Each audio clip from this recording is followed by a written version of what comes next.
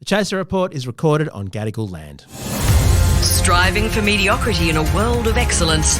This is the Chaser Report. Hello and welcome to the Chaser Report with Dom and Charles.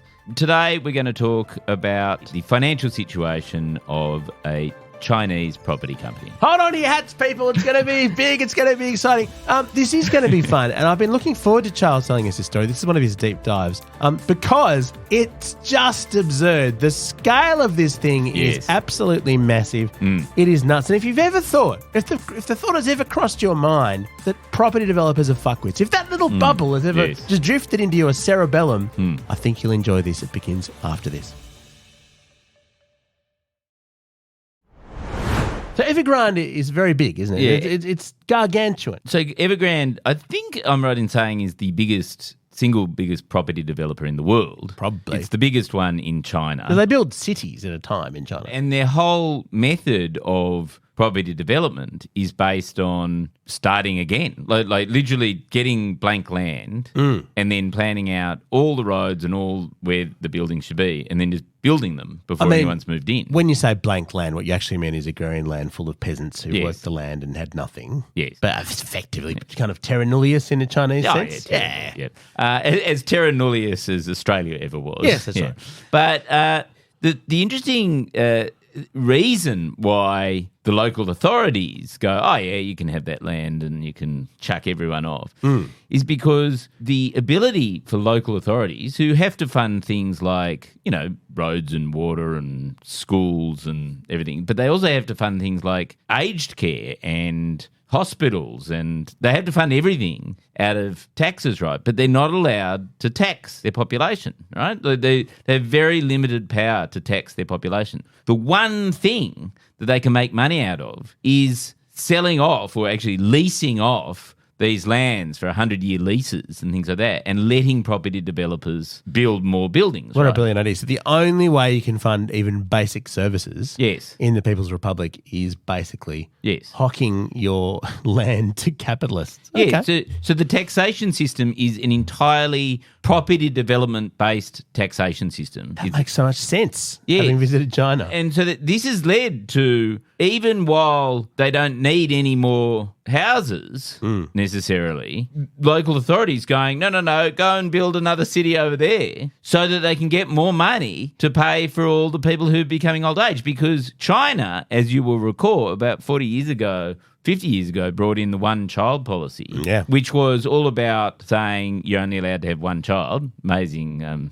The title was well chosen, I felt. Yeah, that's right. And they're now sitting on, I think it's been named the worst demographic time bomb in the history of humanity, right? Which is that they have an aging population and no one to do the work, right? Like a much smaller population of workers, working age people by design. Yes.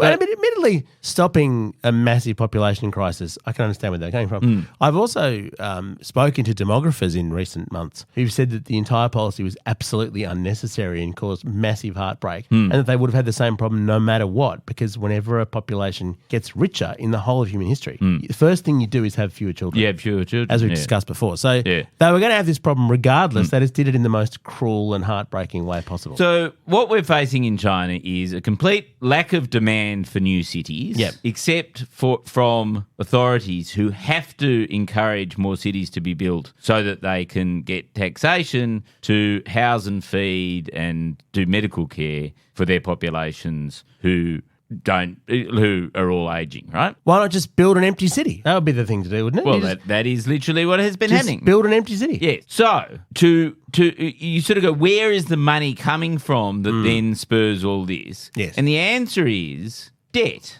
right? Uh-oh.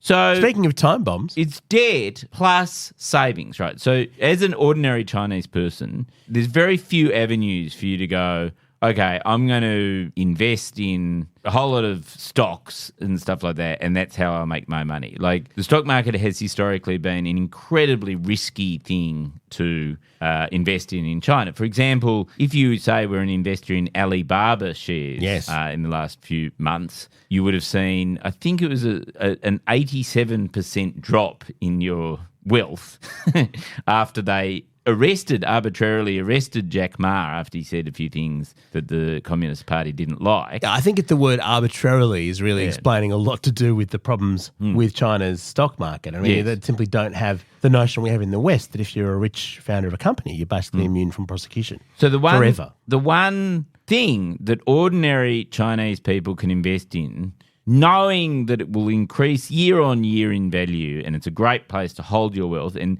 you won't be able to relate to this as an Australian, Dom, is property. Oh, property. Yeah. That's not about... Because people always need apartments, don't they? It's a truth of all human society since the beginning of the industrialised age that we want houses. It's the most basic human desire. What happens, though, Charles, and this is not something we can relate to as Australians, if there are more houses than there are people? I seem to remember an issue like that coming up in America at one point, and a small thing known as the global economy tanking.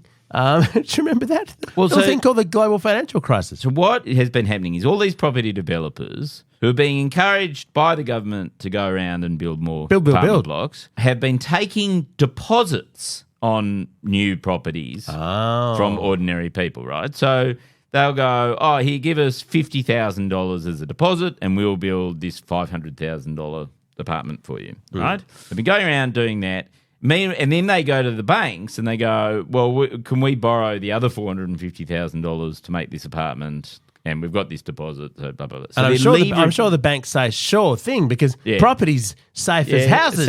You're never going to lose money on that. So you get the deposit, you use it to build the past houses that you've already sold to somebody else, and then the next, like to build the house that you've just got the deposit from, you just encourage somebody else to give you $50,000 and the bank to give you money, right? And so the houses are all in the shape of pyramids, is what you're saying, basically. Yeah, so it's this giant Ponzi scheme, which then the government realised that this was going on, and they went, hang on, there's like $1.3 trillion worth of just complete rubbish debt in this thing. We're going to crack down on this. So about 18 months ago, they started cracking down on, and they basically said you're not allowed to borrow any more money to these property developers. And as a result, the whole thing came to a massive collapse because suddenly Evergrande. Now we reach the point where we go to Evergrande, right? So just to recap, so this system would work if there was an endless stream of more people moving into these houses. So if you were Singapore or something and you kept building houses for real people who actually wanted them, you'd be fine. But if there was a shortage or of if people, there was, say, a declining population. Yes, because of your one-child policy. And just the fact that people were having fewer children. Yes. You would suddenly been warned. Find yourself in a situation where if you were the largest... So how much credit card debt do you have? Like when you get your credit card bill, do you go, ooh, that's a bit big? Oh, it's shocking. I mean, any credit card debt's awful because they charge 20% interest. It's brutal. So imagine looking at your credit card and realising that you have lost $120 billion in the last year. In the last year? In the last year, right? I mean, am I Sam Fried? What's going on? So that's how much Evergrande has lost last year. In 1 year? Yeah. Its total liabilities are $335 billion US, which is bit over, it's about 450 billion Australian dollars. So about $500 billion of debt. I mean, Charles, I used to think of that number when you talk about hundreds of billions of dollars. I used to think of that as an impossibly large number. There's nothing in the world could possibly get into the hundreds of billions of dollars. Now I just think of it as the cost of a few submarines. Like that number's really achievable now. Yes. I just would just spend that in a day on a couple of submarines. All you have to do is not fund public housing, and you can. I think they've got that under control in China. But the really funny thing is, it's also insolvent.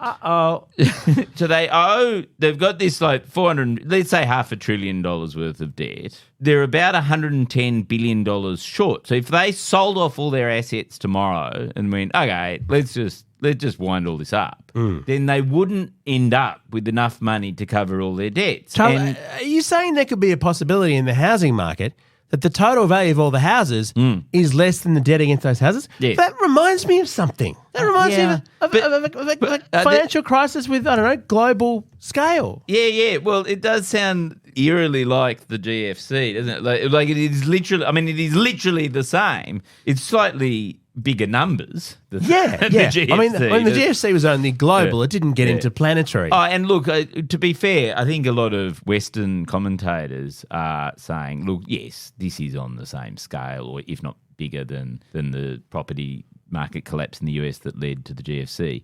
But on the other hand, they're just Chinese people. So I think that's their approach to why it doesn't matter as much. But I haven't finished, right? So it gets worse. So the point is their assets are outweighed by their liabilities quite substantially. So what they decided to do is, it doesn't matter. So as of December 2021, so this is about 18 months ago, they decided, okay, what we'll do is we won't call it a fire sale, but we'll just rapidly start selling off our assets just to cover our interest costs and things like that. Right? Did they get the idea from your avocado sale? I think they might. I mean, this is all sounding a lot like the Chaser, but on a much larger scale. Oh, shit, wait a minute. No, this is the Chaser's account. Sorry, I got the wrong page. No, so they started fire saling everything. But the problem is that because they're still running a loss as they operate, they sell off all these assets, but they don't really draw down their liabilities. So I'll give you some great figures. So they sold off a total of $45 billion worth of assets, which is basically everything that they could sell, right? And their liabilities went down by $19 billion.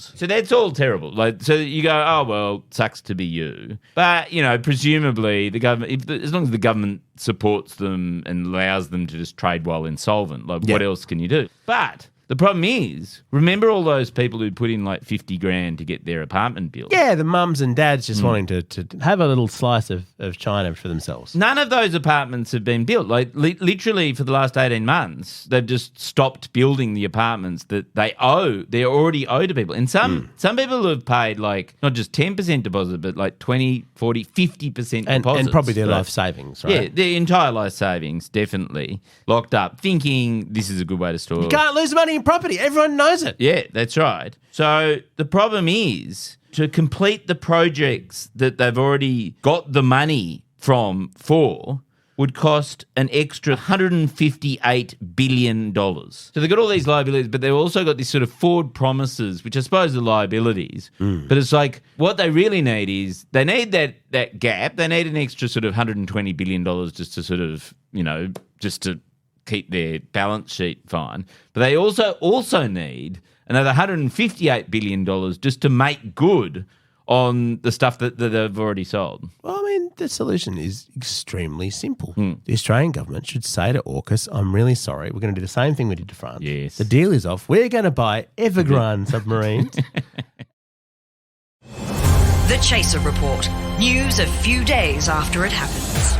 Based on this conversation, I just put 3 words into a search engine because I was curious. Oh, yeah. The 3 words were Evergrande Ghost Cities. Oh, yes. And I love the this article topic, that came up. So this is from October 2021. Yes. There were enough empty apartments, a lot of them in fully built empty cities. Yes. Do you know how many people they at that point they could have housed? So the empty housing for how many people? Guess. Is it 20 million? It's 65 million. 65 million. Enough housing. That is 65. great. It's the population of France. So in Australia, we don't have enough houses for our population. They're overpriced. There's scarcity. Yes. In China, assuming that they haven't filled them because the population, there's probably more of them now. There won't, yeah. These houses are just sitting there empty. So I don't know what the Greens are complaining about. Just bring them over on a ship. Yes. Or a submarine. It's extraordinary. And then they go there and why can't we just house...